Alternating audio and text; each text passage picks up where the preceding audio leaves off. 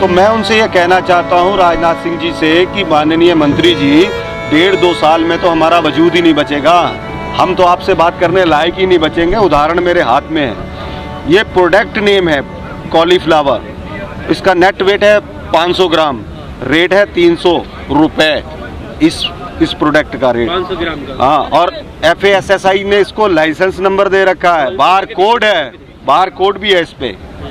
ये गोभी मैंने अपने खेत से 2 रुपए किलो बेची थी और दिल्ली पहुंचते पहुंचते ये 600 रुपए किलो हो गई है। आपका क्या नियंत्रण है इस पे भाई? और ये सब हुआ है, ये पहली बार हमने मॉल के अंदर गोभी बिकती देखी है ऐसे, पहली बार। और ये आपके 3 काले कानूनों का जो साइड इफेक्ट है वो सामने है। आप कह रहे हैं इसमें कमी होगी तो दिखाओ, आज हम दिखा रहे हैं कि 2 रुपए किलो की जो वस्तु उत्पादक ने पैदा करके अपने उपभोक्ता भाई के लिए 5, 7, 10 रुपए किलो के लिए पहुंचाई थी, वो 600 रुपए किलो आप बेच रहे हैं। तो इससे ज़्यादा उदाहरण किसान और क्या दे? या मुझे ये नहीं पता, ये सब आप अनुमान लगाइए किस चीज़ से महंगी है, किस चीज़ से सस्ती है। ये मेरे सामने है, इसमें कुछ भी गलत हो तो आप इसको हाईलाइट कीजिए, देख लीजिए अगर मैं गलत हूँ तो। बार कोड के साथ है ये, यहाँ तमाम मॉल है, किसी भी मॉल में आप जाइएगा आपको भी मिल जाएगी। 600 रुपए किलो, ये 300 रुपए का आधा किलो है, 600 रुपए किलो इसकी कीमत बन रही है। ये उदाहरण है इस काले कानून का कि ये इस तरह से वो दिन दूर नहीं जब गेहूं की पैकिंग होगी 100 ग्राम 200 ग्राम और रेट लिखा होगा 300 रुपए किलो, वो हमने दी होगी 18 रुपए किलो और आपको मिलेगी वो 600 रुपए किलो। आर्थिक भिखारीपन आने वाला है देश के अंदर। जाग जाओ, इस प्रोटेस्ट में शामिल हो जाओ। ये जन आंदोलन के रूप में तब्दील हो चुका है।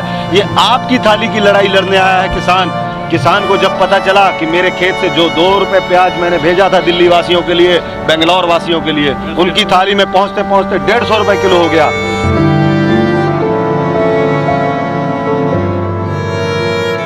देखिए, कल राजनाथ सिंह जी जो हमारे रक्षा मंत्री हैं, उनकी एक अपील आई थी मीडिया के माध्यम से कि मेरा किसानों से, देश के किसानों से निवेदन है कि आप 1.5-2 साल इस कानून को पहले देख लीजिए, उसके बाद जो खमियां होंगी उसमें सुधार कर लेंगे हम लोग। ये ऑर्गेनिक कहीं भी नहीं लिखा है कि ऑर्गेनिक क्या होता है भाई? हम किसान हैं, आप बताओ ऑर्गेनिक क्या है? ऑर्गेनिक भ्रमजाल है।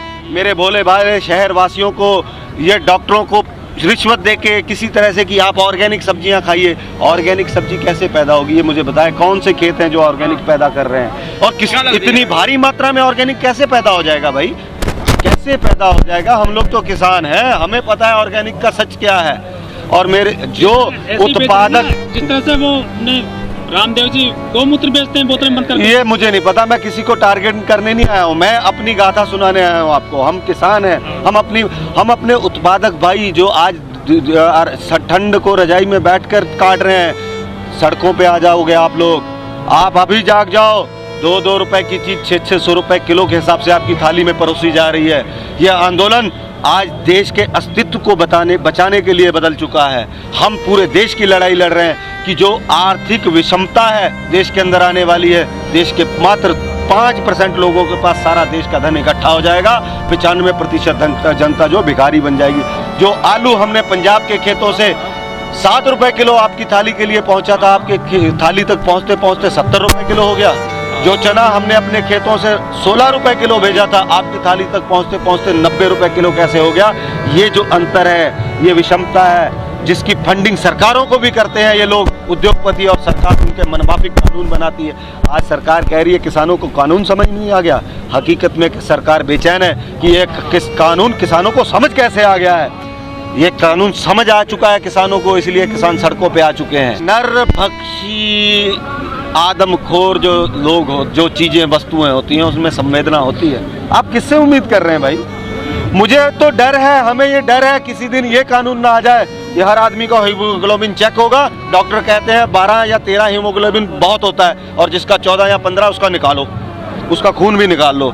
ये इस तरीके का कानून ना बना दे किसी दिन, जिस तरीके से अंधे होकर, बहरे होकर ये कानून बनाने का काम कर रहे हैं। यार, ऐसी कौन सी जादुई सोच है इन प्राइवेट कंपनियों के पास कि सरकार तो कानून बनाती है सितंबर 2020 में, और उनके कानून के एक एक बिंदु को पूरा करता हुआ वेयर हाउस, उनकी कंपनियां 5 साल पहले ही तैयार हो जाती हैं। ऐसी कौन सी जादुई सोचने की शक्ति है उन कंपनियों के पास किसानों के साथ साझा करें, हमें भी तो पता चल जाए किस फसल की कीमत अच्छी होगी, हम वही बोलेंगे। ये सब गोलमाल है, जो दिख रहा है उससे भी बड़ा घोटाला है और देश को आर्थिक संकट की ओर धकेला जा रहा है दिन प्रतिदिन।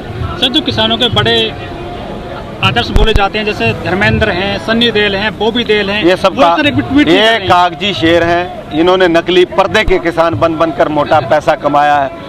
उनके मैं जानता नहीं हूँ, ये आपने जो नाम लिए हैं मैं पर्सनली नहीं जानता ही नहीं हूँ, मैंने उनको कभी देखा ही नहीं। पता नहीं कौन लोग हैं। फिल्म इंडस्ट्री के ज्यादातर लोगों को हम जानते ही नहीं है किसान। क्यों भाई, वो गांव के लोग जानते हैं? किसी को नहीं जानते। नहीं, हमें क्या मतलब? अरे हमें क्या मतलब उनके? होंगे पता नहीं कहाँ के हैं, कौन है। प्रतिनिधि भी हैं सन्नी देओल जी। अरे वो जनप्रतिनिधि यार, वो तो कहाँ के हैं मुझे ये भी नहीं पता।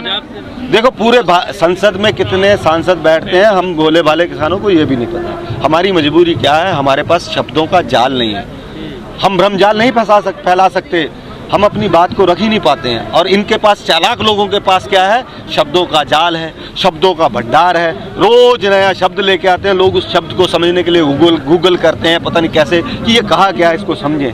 तो भैया ये शब्दों के जादूगर हैं, इनसे देश को बचाना है, अपने आप को बचाना है। ये हमारे वर्चस्व की लड़ाई है, हमारे वजूद की लड़ाई।